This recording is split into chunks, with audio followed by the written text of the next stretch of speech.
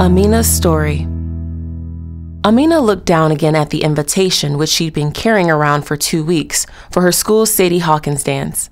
It was printed on creamy white cardstock paper and featured raised blue lettering with lots of elegant swirls and curlicues. At the top of the card, there was a blank space to write the name of a person you wanted to invite to the dance. According to tradition, girls were supposed to ask a boy of their choice to the Sadie Hawkins dance, and that was precisely the problem. She glanced for probably the 100th time at the round, closely shaven head in front of her. The head belonged to Simon Anderson. His was the name she wanted to write in the blank space on her Sadie Hawkins dance invitation, but she didn't dare. During the entire time that Simon had been sitting in front of her, 6 months now to be exact, he had never turned around once, not even to borrow a pencil or to ask for a page number. She might as well have been a ghost, a figment of air and imagination as far as Simon was concerned. Her friend, Becky, didn't help matters either. "I heard Simon really likes interesting girls who stand out, who do something," she said. Unfortunately, Amina didn't have much going on in the doing something department. She was an okay student, didn't wear crazy clothes or have any special talents. She just blended in. The only thing she really liked to do was to go running with her dad. Her dad was serious about running. He trained for marathons and ran a 5K race almost every weekend. Amina wasn't planning to run any marathons anytime soon, but working with her dad, she was now able to run almost 7 miles. Sometimes, she and her dad went running together early in the morning on the weekends. Amina loved how quiet the world was at daybreak. She and her dad almost never spoke on their runs. Their breath and feet hitting the pavement was like a conversation in and of itself. It was also the perfect soundtrack for concentration. Amina did her best thinking while running.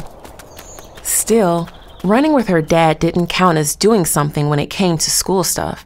So when Amina saw the flyer for Team Fearless, she thought it might be the perfect opportunity to do something that would make her stand out. She didn't feel strongly one way or the other about dance, but this program seemed to be promoting courage, and she was in need of plenty of that. Amina had less than a week to turn in her invitation to the dance committee with the guest portion filled out. Frustrated from yet another day of not talking to Simon, Amina headed down to the gym to get ready for her Team Fearless rehearsal. "Okay, listen up, people," Roshana said from the front of the room. "The competition is getting fierce in the Dance World USA contest. We barely made it through the last round. We've got to keep our focus if we're going to stay alive. Now, let's go over that last sequence again. 5 and 6 and 7 and 8 and plie, twirl, plie, twirl." Amina couldn't stop thinking about Simon and the dance. She kept missing steps and throwing off the entire routine. After rehearsal, Sylvia and a couple of other teammates came up to her. "You seemed like you were having a tough time today. Is everything okay? What's on your mind?" Sylvia asked Amina while they were taking a water break.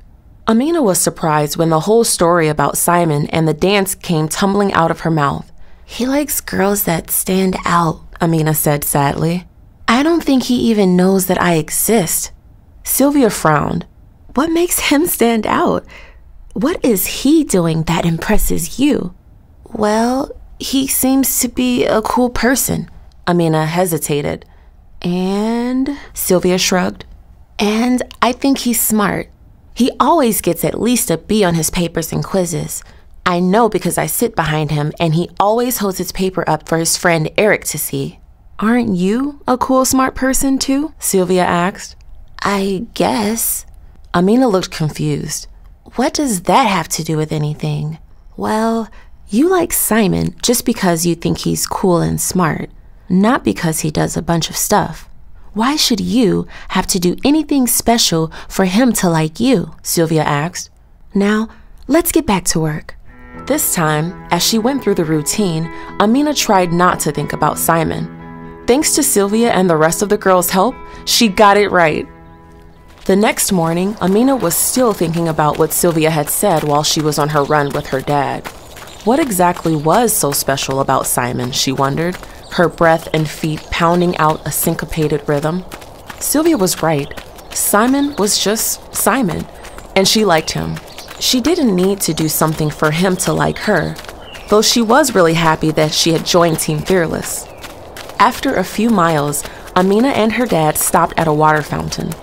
Amina, who was dripping with sweat, filled her hands with cool water, closed her eyes, and doused her face. The rising sun lit her path as she and her dad ran home. That afternoon in class, Amina was shocked when Simon turned around in his chair to face her. "I saw you and your dad out running today in the park. My mom and I were walking the dog. That's pretty awesome that you run." Amina grinned. "Yeah, it is."